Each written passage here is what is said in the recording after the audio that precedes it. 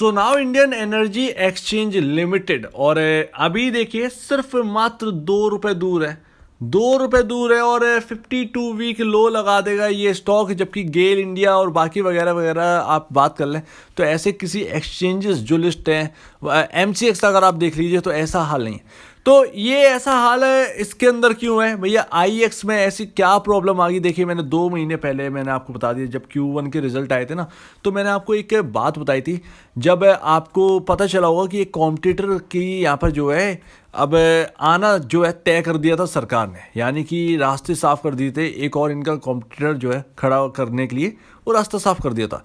अब उसके बारे में मैं आपको बताऊंगा, लेकिन असल में बहुत बड़ी प्रॉब्लम है।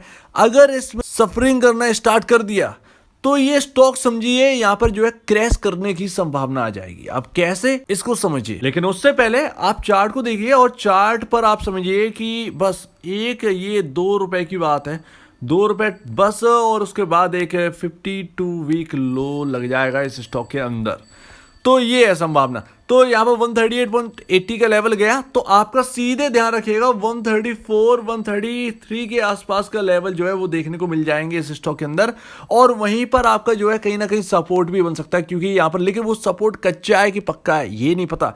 ये तो आपका Q2 बताएगा कि भैया एक्चुअल में इस स्टॉक के अंदर होना क्या है। अगर Q2 आपका सही आया तो यकीन मानिए मार्केट में ये आउट परफॉर्म करके भी दिखा सकता है। But Q2 is very important for us.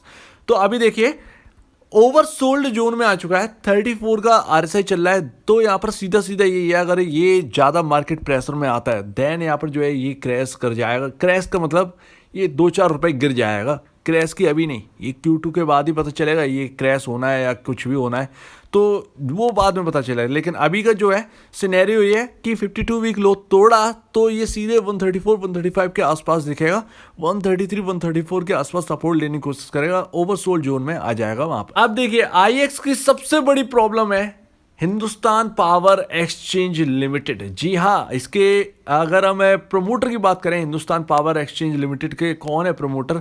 तो PTC India, Bombay stock exchange, BSE अपना और आईसीआईसीआई बैंक।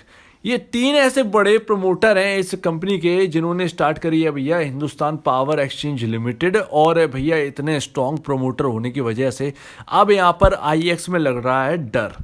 ये एक बड़ी समस्या। अब हिंदुस्तान पावर एक्सचेंज लिमिटेड के आने से क्या दिक्कतें आ रही हैं जरा ये समझिए। तो आप पूरी बात समझिए। देखिए आईएक्स बनाई सरकार ने, यहाँ पर मंजूरी दी, इंडियन एनर्जी एक्सचेंज लिमिटेड की मंजूरी मिल गई भैया, बन गई। उसके बाद मोनोपोली देखकर यहाँ पर सरकार ने एक और कंपनी स्टार्ट करी, power exchange of India limited नाम से, PXIL नाम से। तो आईएक्स ने क्या किया, उस PXIL में अपना पूरा स्टेक ले लिया 100% और इसको भी अपने अंदर ले लिया। इससे इनकी मोनोपोली बरकरार हो गई इंडियन एनर्जी एक्सचेंज। लेकिन सरकार को अब ये नामंजूरी लगने लगी भैया, ये थोड़ा सा कटने सा लगा भाई, इसीलिए इन्होंने यहाँ पर एक और एक्सचेंज की मंजूरी दी। उसका नाम है हिंदुस्तान, जो कि मैंने अभी बताया, अभी पावर एक्सचेंज लिमिटेड जो कुछ भी है, HPX। तो भैया यहाँ पर जो है ये कंपनी स्टार्ट हुई, अब ये स्टार्ट हो गई है और रन अप चल रही है। तो भैया अब Q2 में क्या आना है? Q2 में मार्जिन आना है। मार्जिन जो है वो अभी ना ये 89% पर बैठे हैं। ये इंडियन एनर्जी एक्सचेंज जो है इनके मार्जिन बहुत अच्छे हैं। ऑपरेटिंग मार्जिन अगर आप Q1 के अगर देखेंगे तो 89% 87% के आसपास है।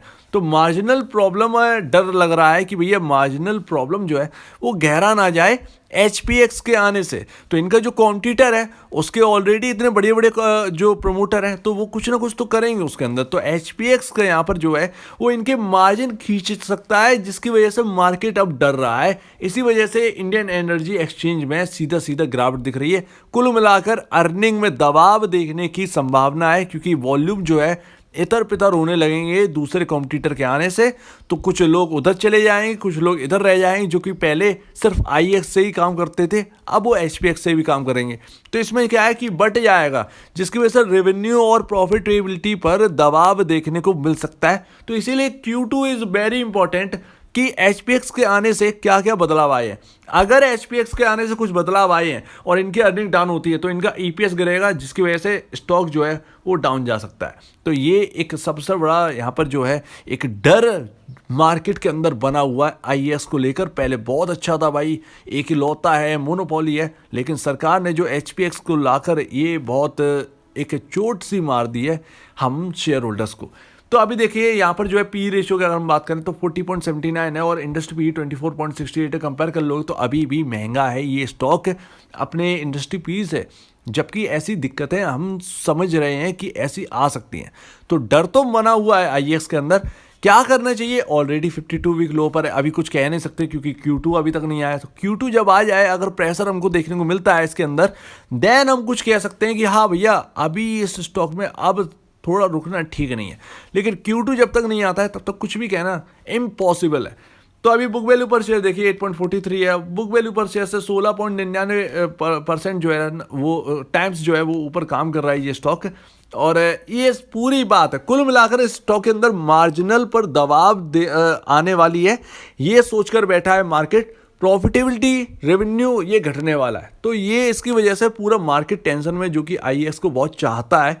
अब देखते हैं Q2 कैसा लाता है। Q2 अगर ठीक आता है देन यहाँ पर जो है सारी चीजें सही होती हुई नजर आएंगी। अचानक से हो सकता है आउट परफॉर्म करने लगे Q2 में। तो ये सारी चीजें।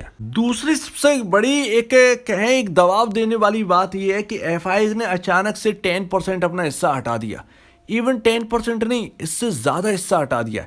एक्चुअल में इस स्टॉक के ऊपर प्रेशर बनने लगा था 2021 दिसंबर से, क्योंकि यहाँ पर जो है 37.74% FIS की स्टेक हो चुकी थी इस कंपनी के अंदर। उसके बाद दिसंबर का शेयर होल्डिंग पैटर्न आया तो 31.01, उसके बाद मार्च का पैटर्न निकल गया तो 21.07। तो ये इस तरीके से इतना बड़ा कट हमको देखने को मिला FIS की स्टेक में कि ये स्टॉक गड़बड़ा सा गया है। और 27 के बाद डायरेक्ट 20.77% 2022 जून में। तो ये इतना मैसिव तरीके से यहाँ पर जो है सेलिंग करी गई है। और अभी Q2 पे ये आपका Q2 के रिजल्ट से पहले अभी आपका शेयर होल्डिंग पैटर्न आ जाएगा, तो उसमें अगर कुछ गड़बड़ी देखने को मिली तो यहाँ पर और ज़्यादा दिक्कतें बढ़ सकती हैं। तो ये पूरी एक घेरा चल रहा है IEX के अंदर प्रॉब्लम्स का। तो पता नहीं एक सॉल्यूशन कैसे मिलेगा, लेकिन Q2 मुझे लगता है Q2 एक ऐसा है कि भैया ये सॉल्यूशन दे सकता है थोड़ा सा, क्योंकि अभी HPX आई है, अभी इसका एक रब ऑफ इफेक्ट आना बाकी है। क्या मार्जिनल प्रॉब्लम है, थोड़ा सा एक शॉर्ट टर्म में 6 महीने के हिसाब से देखें तो क्या दिक्कत आ रही है, 8 महीने के हिसाब से देखें तो उस एक्सचेंज से क्या दिक्कत आ रही है। तो ये सारी चीज़ देखने होगा कि एक तरीके से मार्जिन पर कितना दबाव आता है। एक तो आना तो है ही दबाव, ये तो पक्का है कि मार्जिन पर दबाव आएगा, क्योंकि यहाँ पर दूसरा लीडर आ चुका है। तो यहाँ पर वही चीज़ है, लोग इधर की उधर जाएंगे तो भैया थोड़ा सा यहाँ पर थोड़ा सा हमें दबाव देखने को मिलेगा। तो देखते हैं कैसा रहता है। उससे पहले शेयर होल्डिंग पैटर्न देखेंगे, उसके बाद रिजल्ट आएगा। Q2 का रिजल्ट का आगमन हो चुका है, तो ज़्यादा टाइम अब बचा नहीं है IEX के Q2 के रिजल्ट आने में। तो उम्मीद है आप पूरी बात को समझ गए होंगे, डरिएगा बिल्कुल नहीं। Q2 को हम समझेंगे, Q2 से हम बहुत सारे की पॉइंट निकाल लेंगे और उसके बाद हम देखते हैं क्या होता है। तो अगर आपको इस वीडियो में कोई प्रॉब्लम है, कुछ पूछना है, कुछ बताना, कुछ कहना है, तो प्लीज़ कमेंट सेक्शन में कहिएगा। और आप दीजिए मुझे वीडियो देखने के लिए बहुत धन्यवाद दोस्तों।